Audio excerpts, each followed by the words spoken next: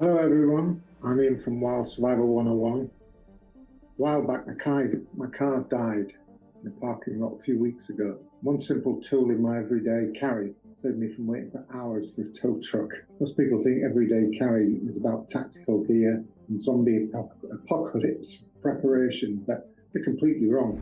As a volunteer firefighter and emergency medical responder, that's working on the ambulance responding to ambulance calls as well. So I'm going to reveal here the 5 everyday carry items that solve real problems and not fantasy scenarios. So the first one, first aid kit. The first essential everyday carried items, a compact first aid kit. Cities are full of hazards, as you probably know. You can injure you without warning. You trip up on the pavement, workmen leave small holes in the road, you can catch your ankle, people leave stuff lying around.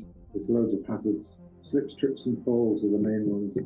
I've used my first aid kit countless times helping strangers with cuts and scrapes. So, from my experience as an emergency medical responder, those first few minutes matter most, obviously.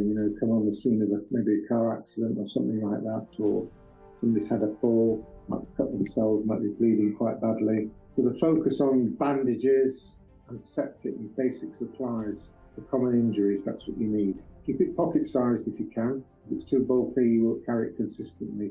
The one I have is a little bit bigger than pocket size. It's probably not this size. It comes in a zip-up case.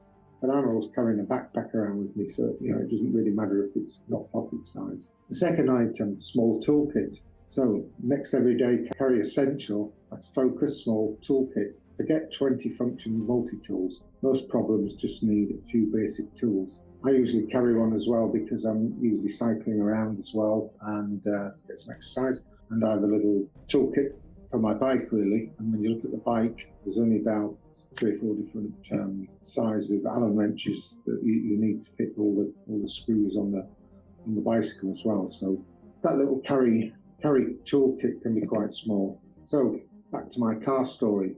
So a simple adjustment with a spanner that I had with me tightened the loose battery terminal and saved me from a probably might have been a $200 tow. It wasn't obvious that that battery connection was loose. I could move it. I couldn't move it, sorry, but it just needed that extra tweak to make the connection good on top of the battery terminal, and that's what when I tried it, the car burst into life again. So match your everyday carry tools with your actual life. As I mentioned, cyclists need hex keys. Office workers need small screwdrivers. Here's an everyday carry item that flies under the radar, a tactical pen. Tactical pens, they look ordinary, but pack serious utility without drawing attention. So quality tactical pens look obviously like a normal pen, but they include an LED light and a glass breaker as well. The one I have is the LED light at one end and a glass breaker at the other. But if you unscrew it, then that's when you get to the pen part, if you like. And you can use it as a normal writing pen as well. The other thing about my tactical pen as well, you can unscrew it in another place, and inside is a small blade, serrated on one side and sharp on the other. It's only about 1 inch long, but that can come in handy as well. Some other tactical pens, they're bulkier, they're bigger diameter. When you unscrew them, they have lots of they have screwdriver bits and hexagonal bits as well, and you can use those small toolkit as well. So they're kind of 2 in 1 there. So my tactical pen, I've used mine for emergency lighting and breaking glass as well. So choose function over flashy features, really. So item number 4, every serious everyday carry needs a dependable knife. Not for defense fantasies, but for the hundreds of small cutting tasks you might face daily. Packages, cord, food prep and emergencies as well. So choose it based on local laws and environment. Folding knives work better for every urban everyday. Quality steel, that's something you need. And a knife that holds an edge matters more than tactical appearance. And it goes back as well to you pay for what you get. Pay for that better quality. So if you can spend a bit more on a knife that's got quality steel that holds an edge, then that's going to last you and be more value to you as well. It lasts longer before that sharp blade edge blunts as well. So item number 5, this is the last critical everyday carry item, cash and a power bank. Backup cash, I always carry some of that around with me. and portable power as well. So technology can fail more often than we admit.